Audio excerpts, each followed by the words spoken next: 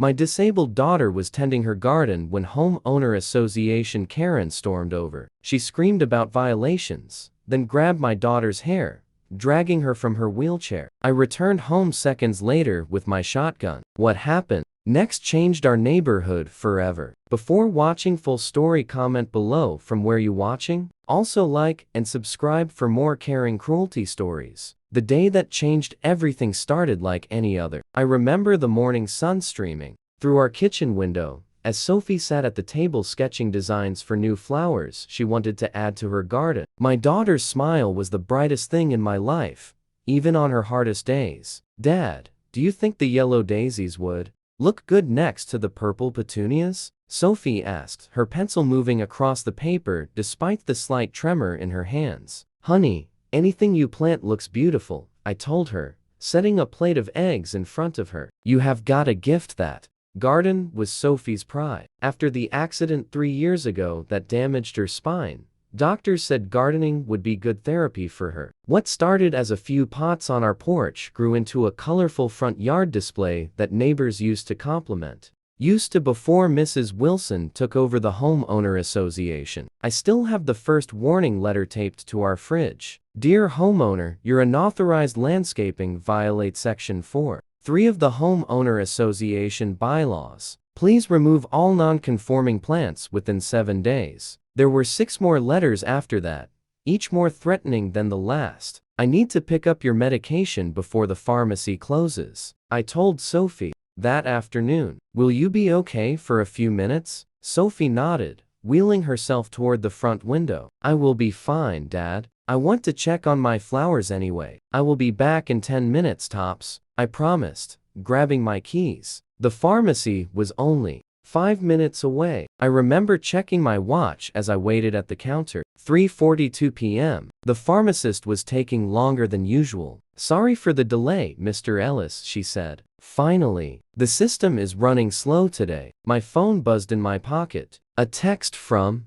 our neighbor, Mrs. Chin. David, come home now. Something is happening with Sophie. My heart dropped. I left the prescription and ran. The drive home took exactly 3 minutes. Even before I turned onto our street, I could hear shouting. As I pulled up to our house, I saw a crowd gathered on our lawn. I will never forget what I saw when I pushed through that crowd. My Sophie, my beautiful, strong daughter, was lying on the grass beside her overturned wheelchair. Her garden was destroyed, plants ripped out, soil scattered across the sidewalk, and standing over her, red-faced and screaming, was Patricia Wilson, the homeowner association president, holding a clump of Sophie's dark hair in her fist. I told you people this was not allowed, she was shouting. This neighborhood has standards. Sophie was crying, trying to pull herself up, her phone clutched in her hand. I later learned she had been recording Mrs. Wilson and her 2 cronies as they tore up her garden. When Mrs. Wilson noticed, she grabbed Sophie by the hair and yanked her from her chair. Something in me snapped. My body moved. Before my brain could catch up, I sprinted into the house, went straight to the gun safe in my closet, and took out my shotgun. The metal was cold in my hands as I loaded it. My time in the army came flooding back. The training, the discipline, and the overwhelming need to protect what is mine. When I walked back outside, the crowd parted like the Red Sea. Mrs. Wilson's face went from angry red to ghostly white when she saw me get away from my daughter. Each word came out like ice. David, think about what you are doing, one of the neighbors said. I am thinking, I replied, keeping the gun pointed at the ground. I am thinking that woman just assaulted my disabled child. Mrs. Wilson started backing away. She was breaking the rules. That garden is against regulations. I was simply enforcing. Enforcing what? I shouted. Your right to drag a teenager from her wheelchair to destroy her property. Mrs. Chin stepped forward, then, holding up her phone. I got it all on video, David. Every second. The police are on their way. Mrs. Wilson's face twisted with rage. You cannot prove anything. It is my word against hers. And I am a respected member of this community. Who is going to believe a man who comes home waving a gun around? That is when Sophie spoke. Up from the ground, her voice shaking but clear. "I was recording too, Mrs. Wilson, from the moment you stepped on our property." The wail of police sirens filled the air. For a moment, I wondered if I had made a terrible mistake. Would they see me as the threat, a man with a gun? But as two police cars pulled up, Mrs. Chen stepped forward. "Officers, I have video evidence of this woman." She pointed at Mrs. Wilson assaulting this disabled girl and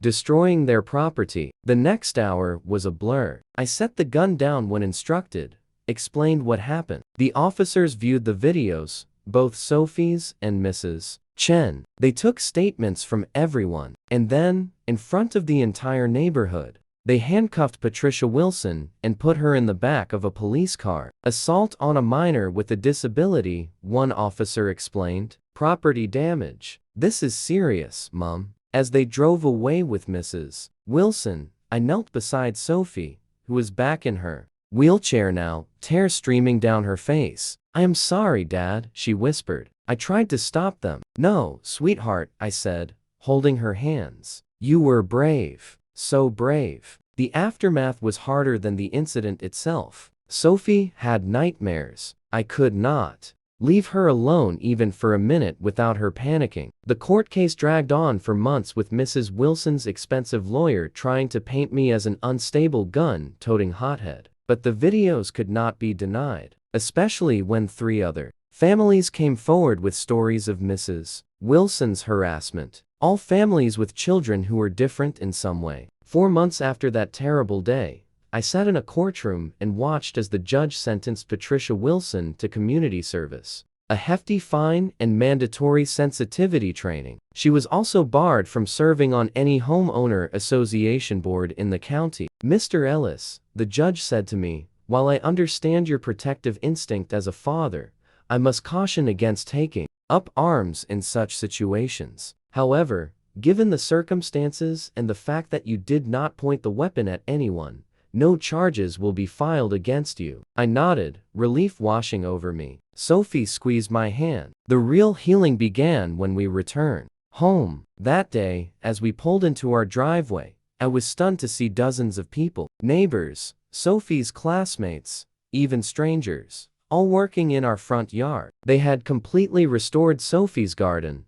adding new flowers and even a small stone path for her wheelchair. Mrs. Chin stepped forward, smiling. "We took a collection." Everyone pitched in. A man I recognized from 3 houses down approached. "We also held an emergency homeowner association meeting," he said. "I am the new president. Our first order of business was to approve a community garden program with your daughter as the head consultant, if she is willing." Sophie's face lit up for the first time in months. "Really? Really?" he confirmed. "We are going to turn that empty lot on the corner into a garden that everyone can enjoy. We thought you might have some ideas about making it accessible for everyone." Over the next year, something beautiful grew from the ugliness of that day. Sophie's garden, as it came to be known, became the heart of our neighborhood. Children with all kinds of abilities worked side by side planting flowers, vegetables, and trees. Sophie designed special raised beds that people in wheelchairs could tend easily.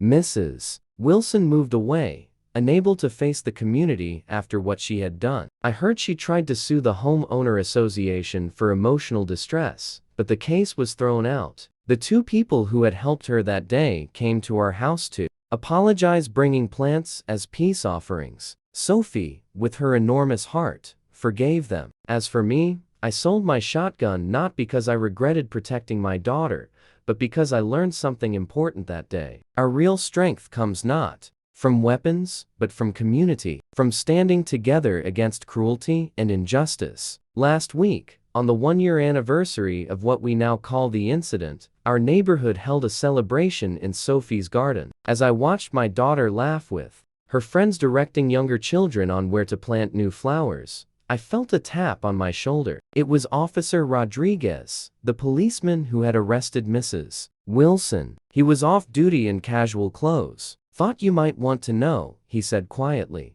"Wilson violated her probation. She pulled something similar in her new neighborhood. This time she is facing actual jail time." I nodded, feeling no joy at her downfall, Only relief that she could not hurt anyone else, you know. Rodriguez continued, in all my years on the force, I have seen how situations like yours usually end. Most times when someone grabs a gun, people get hurt. But you showed restraint. You protected your daughter without crossing that line. I came close, I admitted. But you did not cross it, he said. That is what matters. As the officer walked away, Sophie wheeled up beside me, a crown of flowers on her head, made by the neighborhood children. What are you thinking about, Dad? She asked, taking my hand. I looked around at our community, at the garden that had become a symbol of healing and inclusion, at the neighbors who had become family, at my daughter, who had shown more courage and forgiveness than I thought possible. I am thinking that sometimes I told her the best. Revenge is not getting even. It is growing something beautiful right where you were hurt. Sophie smiled and squeezed my hand. Then we have got the best revenge of all.